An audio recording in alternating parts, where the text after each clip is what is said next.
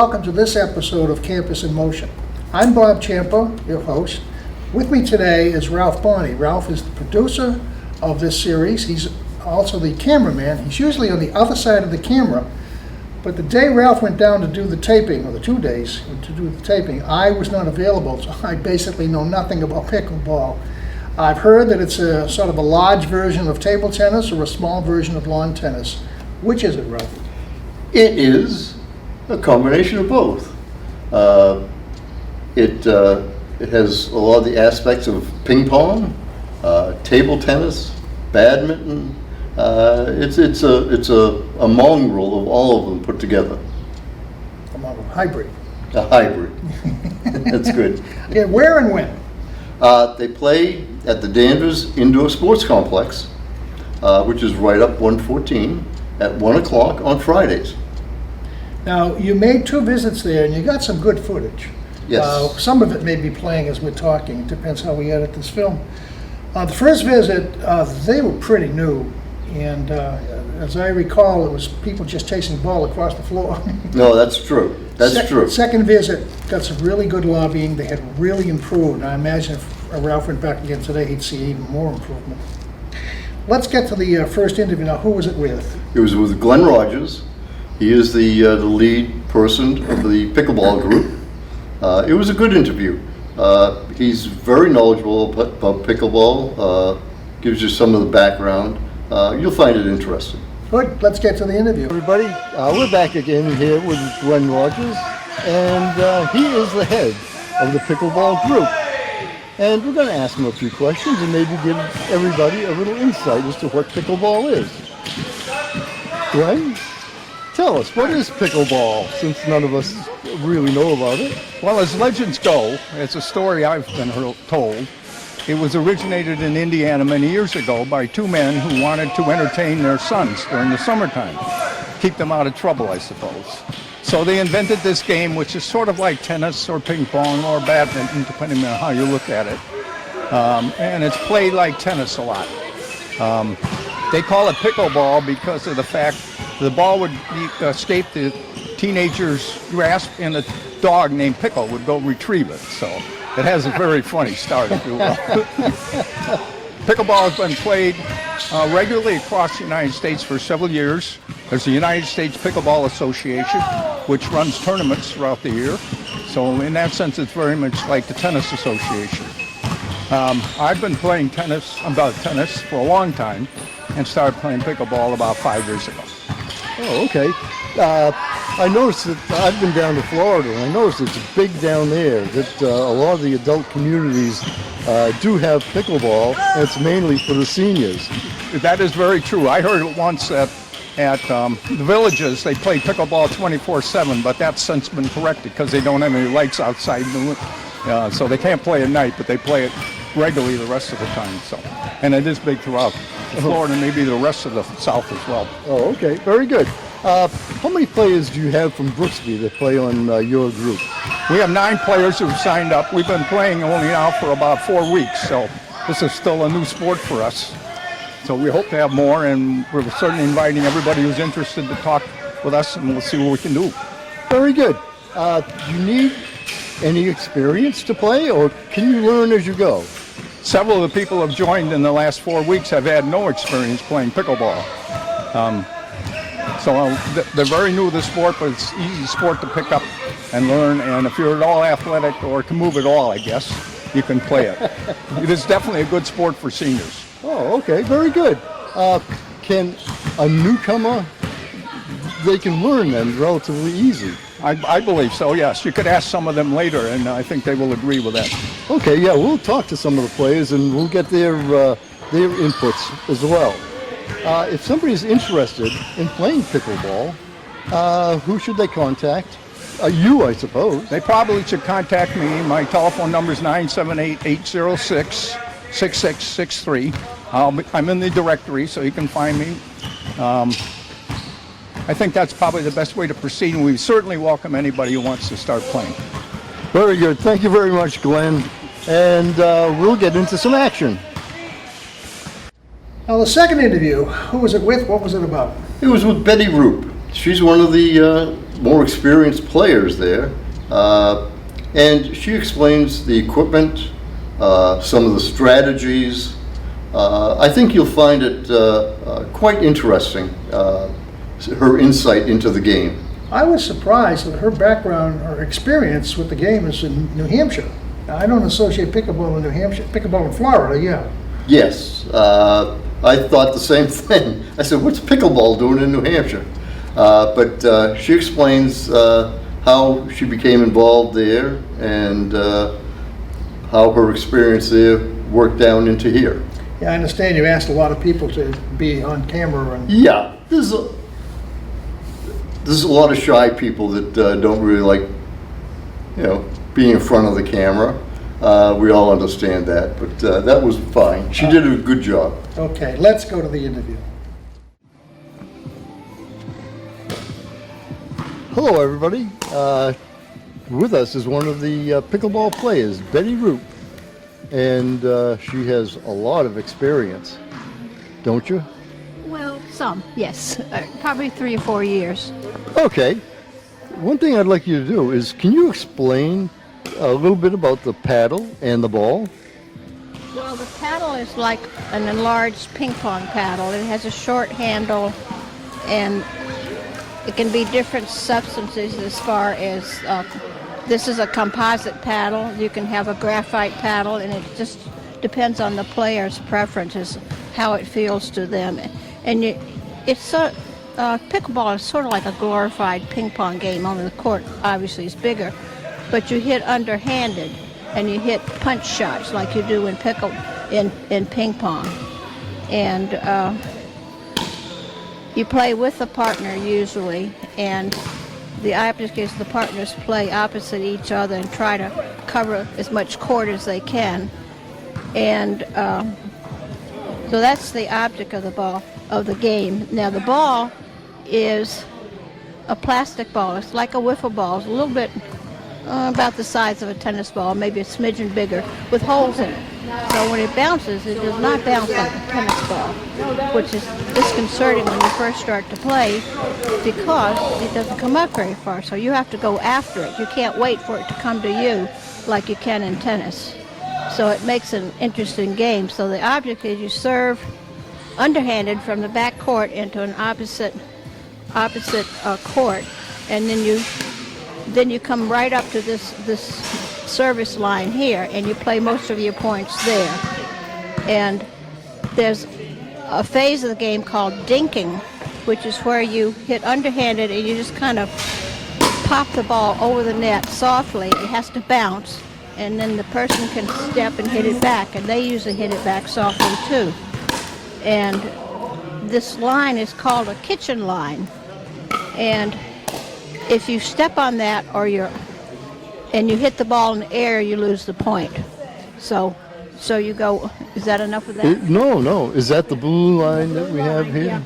Yeah. This court is all, the pickleball area is all blue lines. And of course there's basketball underneath, which we try to ignore. And you also can hit the ball in the air, but you have to be behind this blue line. Because if you hit it in the air, in the kitchen area, you could kill the other person on the other side, which you don't want to do, which is probably why they made that rule. Okay. And so it's a fun game. I played competitive tennis for years, and as you get older, this is a nice progression into a sport. You still have to move, but you don't have to run like you do on a tennis court. Okay. How many points does it take to win? There are games of 11, and there are games of 15, and there are games of 21. Usually 11 and 15 are the most common scores to reach. Okay. Yeah, very good. And how long have you been playing? Well, here, just started, but I played steadily for 2 years up in Plastow, New Hampshire, and I actually played in a couple of senior tournaments up there, which was a lot of fun. And they get people from all over the state to come, and I don't know if they're going to do that here. But there is an advanced group that plays Friday nights here, and I guess they're really if I'd kept it up, I probably would be playing in that. But since I haven't kept it up, I'm going to do this. Okay. All right. Well, thank you very much, Betty. You've given us some insight into the game and to the equipment. Right. And we thank you very much. Anything else you'd like to say? I think I've covered the basics, and you just have to move into the net, and most of your points are made at that line. So if you get caught back here, they can go diagonally and win points. Okay. So the partners want to move as a unit like this. Like here's your partner, and here you are. So you move like this, and you want to make sure you cover this middle, because that's where a really good player will aim. Okay. Then we don't know who's going to take it. Okay. Well, thank you very much, and we appreciate you standing by here and speaking with us. And you wear safety glasses. Oh, yeah. Yeah. Because if you get hit in the face with the ball, obviously your eyes are protected. And Glenn was saying you got to watch out for your partner when you're just learning, because they may whack you too. Oh, okay. Now, are there special shoes, or can you just use sneakers? You want something that's going to give you good lateral support, usually sneakers. But because you're going this way a lot, Yeah. you need that lateral support. And a lot of sneakers are too soft, so you might turn your foot. So just find more like not the running shoes, but the ones that are geared for both running and for Okay. Yep. Yep. Well, very good. Oh, nice stop, Nancy. We could hire you to stand there. All right, we're going to close out this episode of Campus in Motion, but before we do, with the pickleball, Ralph, once again, if they're interested, they're just curious, can they just drop in, or do they have to call Glenn? Or? No, you can drop in. They welcome new players. They have extra equipment there. If you decide you want to try it, they're more than willing to let you use some of their equipment. Yeah, just stop by.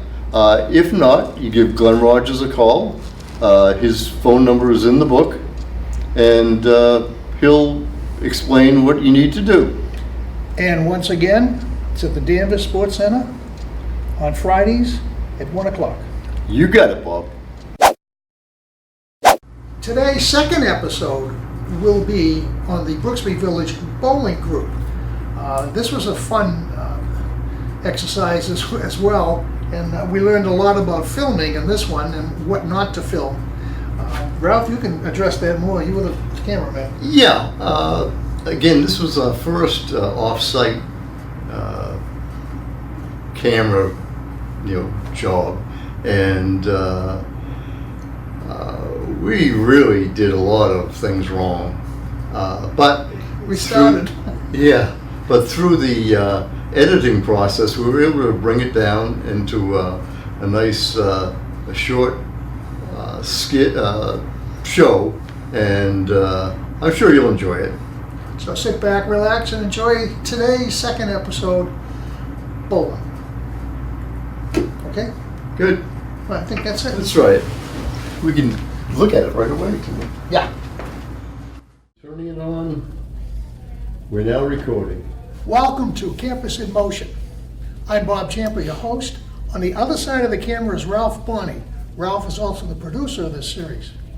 Today's episode is about Brooksby Village Bowling Club.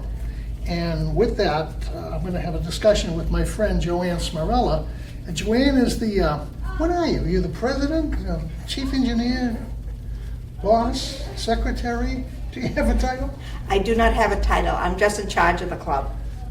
My father used to call that chief cook and Bottle bottle washer. Yeah, right. Okay. All right. Joanne, tell us about the club. Where do you meet? How do you meet? Etc. Yes. It's called Bowling for Fun. It is candlepin bowling, the little balls. We bowl in Peabody at the Metro Bowl. It is called Bowling for Fun because there are no teams. There's no commitment except for when you show up. You don't have to show up.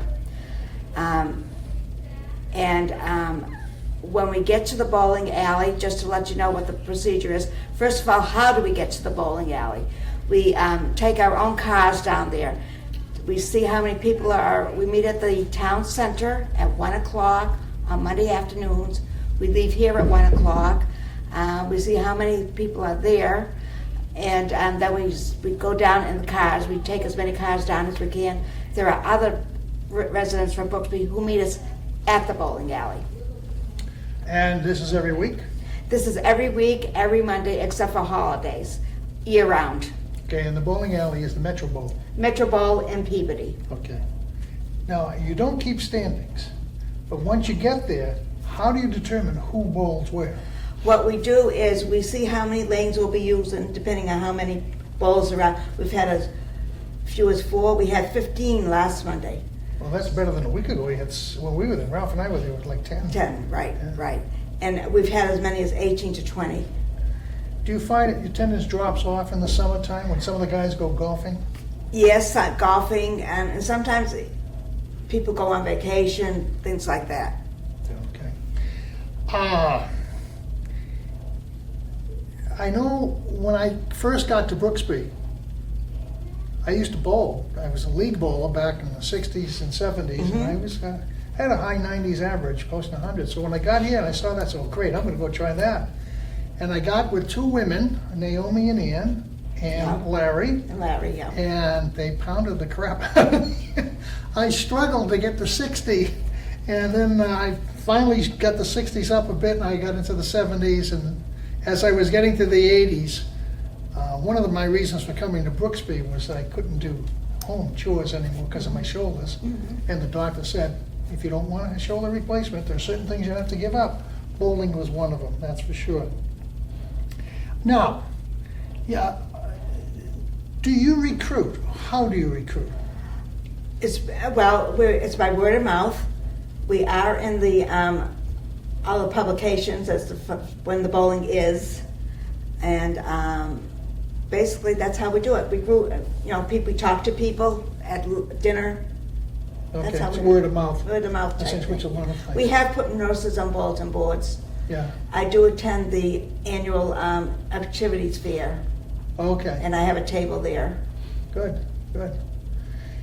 Yeah, had a question that escaped my mind now. It must be senior citizen. Okay, the big thing is now, what's the largest group you've ever had down there? 20. 20. And how many alleys do they have down there? They have over 30 alleys. 30 alleys? Yeah, Ralph and I were down filming, and I was surprised. When I used to bowl, bowling alleys are pretty scuzzy places, but this place is fantastic. This is It's the Metro very- Bowl. They've got an arcade down there. They got Yeah. a snack bar. They got a bar. They got pool tables, and they got 30-something alleys, don't they? Yes. That's Yes, fantastic. and many of those renovations are fairly new. Really? Yeah. Yeah. Well, they took some of the lanes out to put the bar in. Bar I in, understand. yes, they did. The restaurant, they have a tavern. No, that's good. So tell me, what's your average? About 65. Well, when we filmed, and we're probably showing this now on the other screen, it seems to me you got a pretty nice spare last week. Yes, I did. And Ralph And got it on film for He you. did, he did. Are you gonna show it, Ralph? Yes.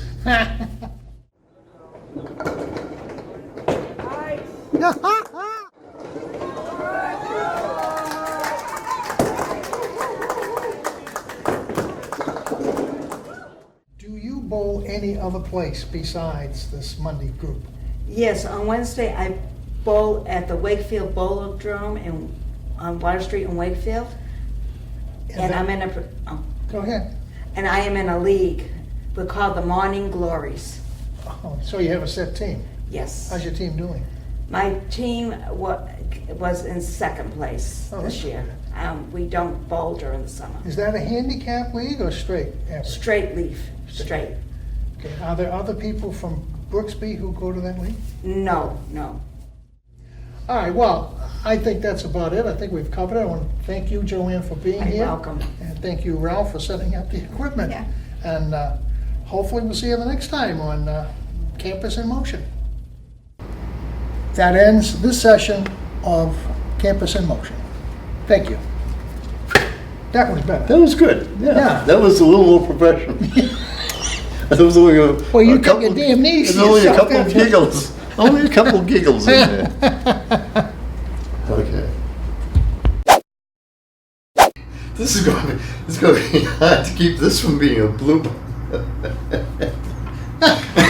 We just made another one. Oh. Well, Okay. it wasn't easy doing this program, the pickleball program, because it's actually the first one we did, and we really didn't know what we were doing. And there's a lot of, we'll call them bloopers, takeouts, and we're going to show some of them now. Ralph, what do you think?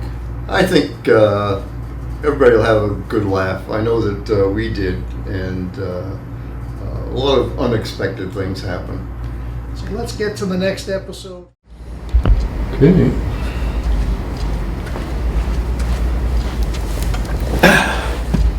Hello, and welcome to... I'm hearing it just... It just dark. Oh, my God. All right. Here we can cut that part out. Yeah. Hello, and welcome to Campus in Motion. I'm having trouble with that today. Why? All right, that's enough. All right. Hello, and welcome to this edition of Campus in Motion. I'm Bob. Down there taping. It's been 2 sessions. The first session, they didn't really know what they were doing, and there was a lot of people chasing the ball across the floor. Yes, that's right. Hi. Oh, it's humid in here. We're filming. That's all right. Oh, I'm so sorry. I thought you were waiting. Oh, I'm sorry. Nothing starts till 3:15, right? No, I just wanted to grab some chairs. Oh, I'm go ahead. So sorry. What were you talking about? Pickleball. What else? Oh. All right. Now you've done some taping down All right. Let me just shut that off. there. Okay. And I think her name is Mary Root. The other, Well, you say that in the interview. yeah, but I'm not sure that's her name. Oh, you mean, instead of, well, I thought you were going to ask me. I'm gonna say, Who's the other interview was? no, he wasn't gonna, because I didn't know what it... Barbara, we're looking for about 4 minutes worth of tape, and it's taking us an hour and a half to get the 4 minutes. That sounds like the 2 of you. I love it. Go have some mahi-mahi, get out of here. Oh, Bob, they're so beautiful, those fish, the colours. He is, but that's a dolphin they're referring to. Oh, What they found, especially in Florida, people thought they meant the bottlenose dolphin. Yeah. They were not a... Oh, So they I'll changed it. never eat it again. Okay. Okay. Yeah, it's too bad there's no sidewalks on this side of 114. They gotta cross. That's true. Yeah, That's it would be a true. pleasant walk, actually. The other way to get there is if you go to the rail trail, go out of the Brooksby entrance to the rail trail, and right across the rail trail is the complex. Yeah, but is there an exit, or do you have to climb the Yes. fence? No, you can walk right there, from Oh, what I really? understand.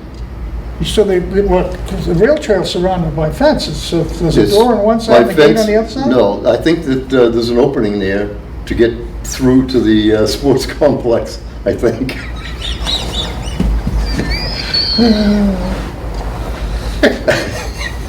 I've never tried it. And if you're gonna try it, Yeah. would you take a Yeah. an insurance in my name? Okay, all right, close. We'll start over again. All right, Ralph, we're gonna close out this session now.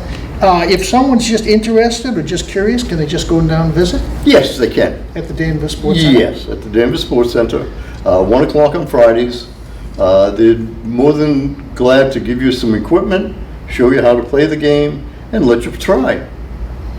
Go on down and take a look at it. You might find it interesting. And that ends this session of Campus in Motion. Good. All right. I gotta see this. Oh, no. Well, we can come back and redo it. Yeah. But you were much more relaxed.